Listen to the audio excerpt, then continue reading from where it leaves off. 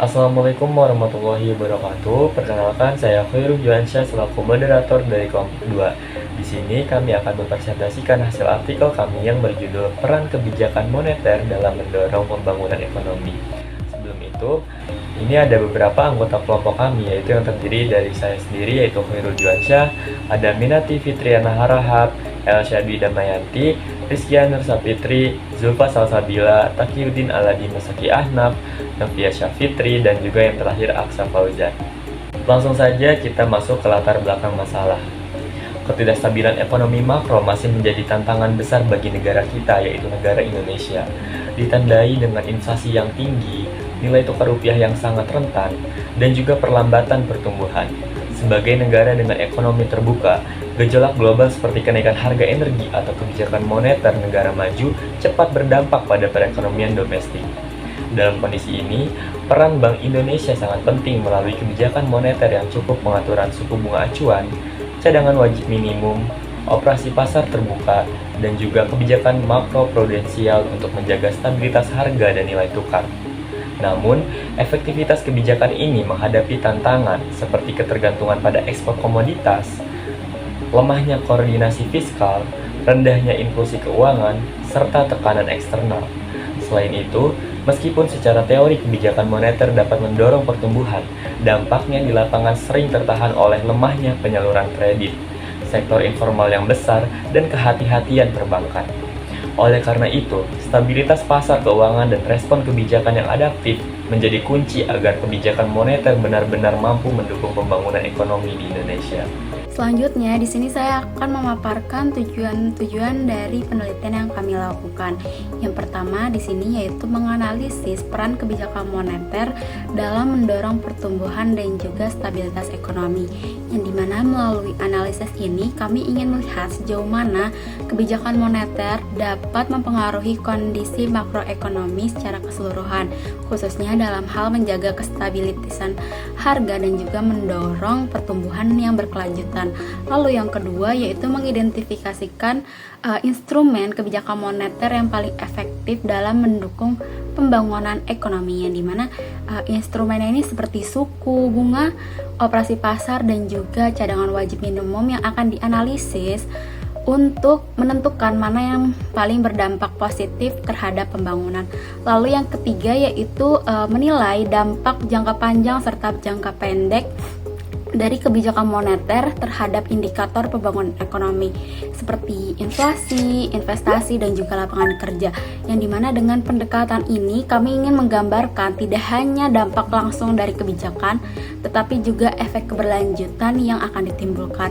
Lalu yang terakhir yaitu tujuan yang keempat yaitu memberikan rekomendasi kebijakan moneter berbasis temuan empiris untuk mendukung pembangunan ekonomi yang berkelanjutan, yang dimana hasil penelitian ini kami harapkan dapat menjadi dasar dalam merumuskan kebijakan yang lebih tepat sasaran dan juga adaptif terhadap dinamika perekonomian. Selanjutnya di sini ada pengertian dari kebijakan moneter, yang dimana menurut Mankio kebijakan moneter yaitu kebijakan yang digunakan untuk mengatur jumlah uang beredar dari suku bunga dengan tujuan utama yaitu menjaga stabilitas harga dan juga mendukung pertumbuhan ekonomi.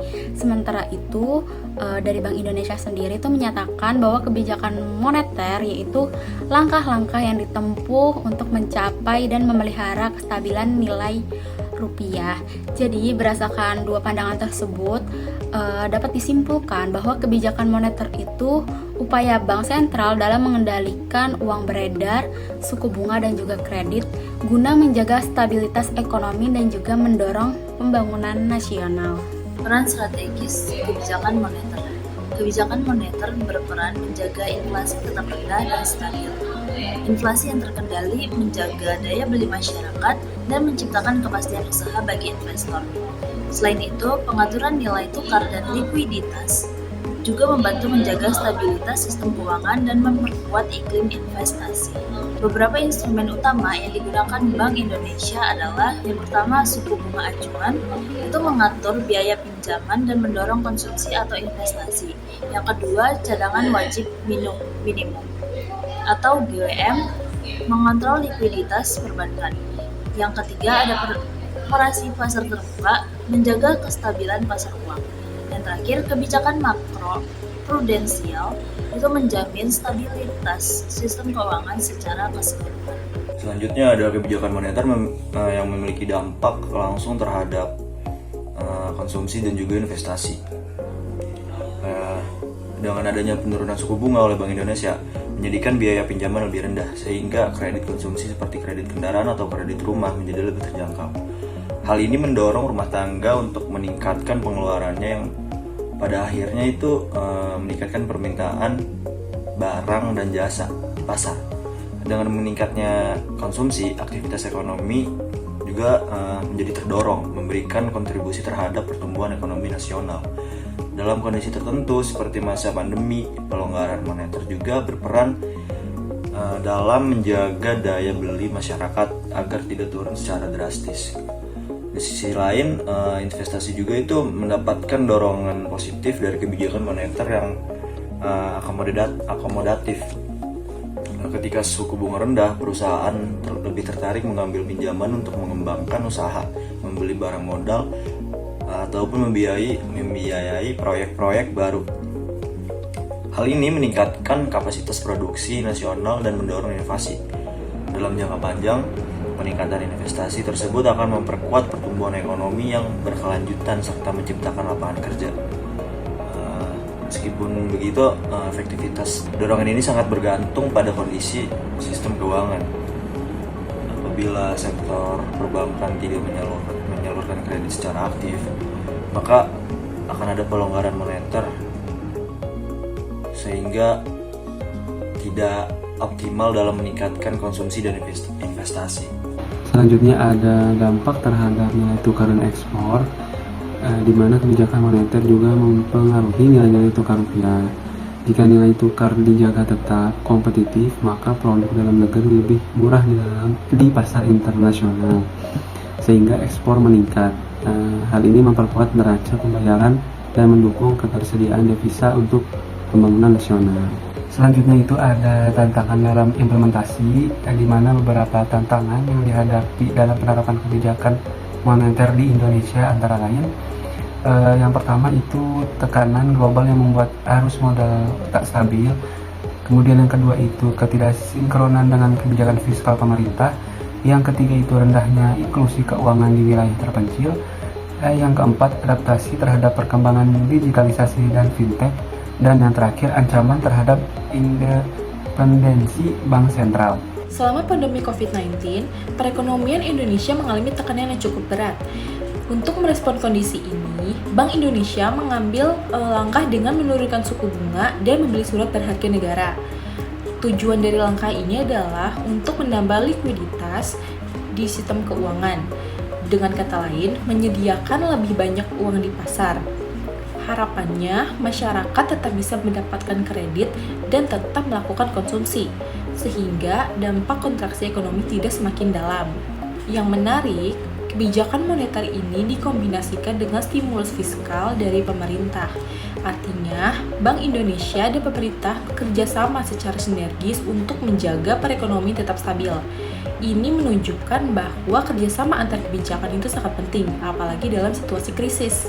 Untuk memastikan kebijakan moneter ini berjalan secara efektif, terdapat sejumlah persyaratan yang harus dipenuhi. Nah, yang pertama, dibutuhkan kerjasama yang kuat antara kebijakan moneter dan kebijakan fiskal.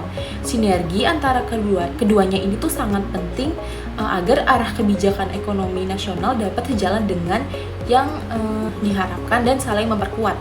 Lalu yang kedua, Bank Indonesia sebagai otoritas moneter harus memiliki kredibilitas yang kuat. Hal ini diperlukan agar keputusan yang diambil dapat dipercaya oleh pelaku pasar atau masyarakat luas. Lalu yang ketiga, stabilitas sistem keuangan dan perbankan harus terjaga. Tanpa stabilitas ini, transmisi kebijakan moneter di sektoril akan terhambat. Lalu yang keempat, mekanisme transmisi kebijakan moneter harus berjalan dengan efektif. Artinya, perubahan kebijakan seperti suku bunga itu harus mampu mempengaruhi aktivitas ekonomi yang lainnya. Lalu yang kelima, literasi keuangan masyarakat juga berperan penting. Dengan pemahaman yang memadai, masyarakat akan lebih responsif terhadap kebijakan yang diterapkan. Dan yang terakhir, kondisi politik nasional harus stabil dengan kepastian hukum yang jelas. Kepastian ini menciptakan iklim yang kondusif bagi pelaksana kebijakan moneter.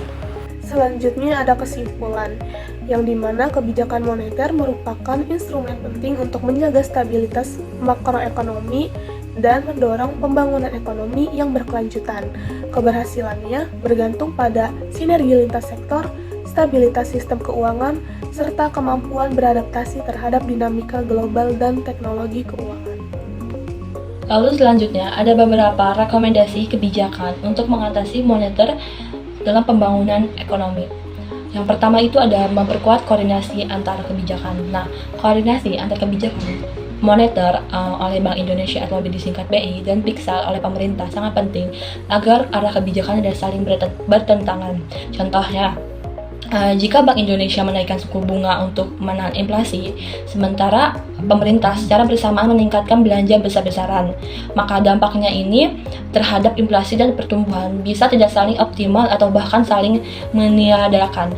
Lalu selanjutnya yang kedua ada meningkatkan inklusi dan literasi keuangan. Nah, banyak masyarakat, terutama di sektor informal dan wilayah terpencil, belum terakses sistem keuangan formal. Nah, di sini menyebabkan pelanggaran moneter seperti penurunan suku bunga, tidak saling terasa dampaknya. Oleh karena itu, perluasan inklusi keuangan melalui digitalisasi layanan keuangan dan meningkatkan literasi sangat penting jika masyarakat memahami tujuan dan dampaknya kebijakan moneter.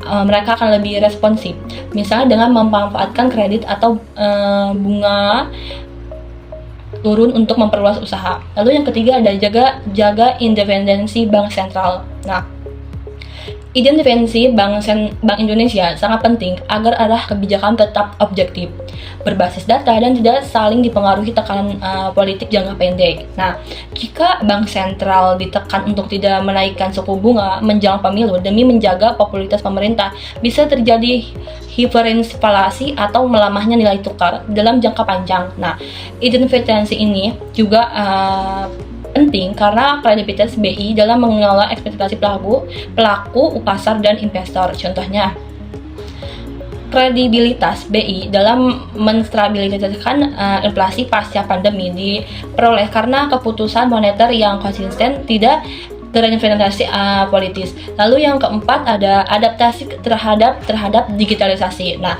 perkembangan teknologi finansial, mata uang digital dan sistem pembayaran elektronik mengubah landscape kebijakan moneter. Instrumen konvensional seperti pengaturan suku bunga atau operasi pasar terbuka bisa jadi kurang efektif jika uang berada di luar sistem perbankan formal. Oleh karena ini, BI perlu mengembangkan instrumen baru dan regulasi adaptif seperti penerbitan rupiah digital dan penguatan kerangka pengawasan. Lalu yang kelima ini yang terakhir ada perkuat stabilitas sistem keuangan. Stabilitas sektor keuangan sangat menekankan keberhasilan transmisi kebijakan moneter. Misalnya nih, meskipun Bank Indonesia menurunkan suku bunga, jika bank-bank takut menyalurkan kredit karena kualitas aset buruk atau resiko gagal bayar tinggi, maka kebijakan tidak akan berdampak pada sektor real. Oleh karena ini, penguatan pengawasan, kesehatan perbankan, dan penerapan kebijakan menjadi syarat mutlak. Terima kasih, selanjutnya akan dibacakan oleh rekan saya. Sekian presentasi dari kami. Jika ada kekurangan mohon dimaafkan. Wassalamualaikum warahmatullahi wabarakatuh.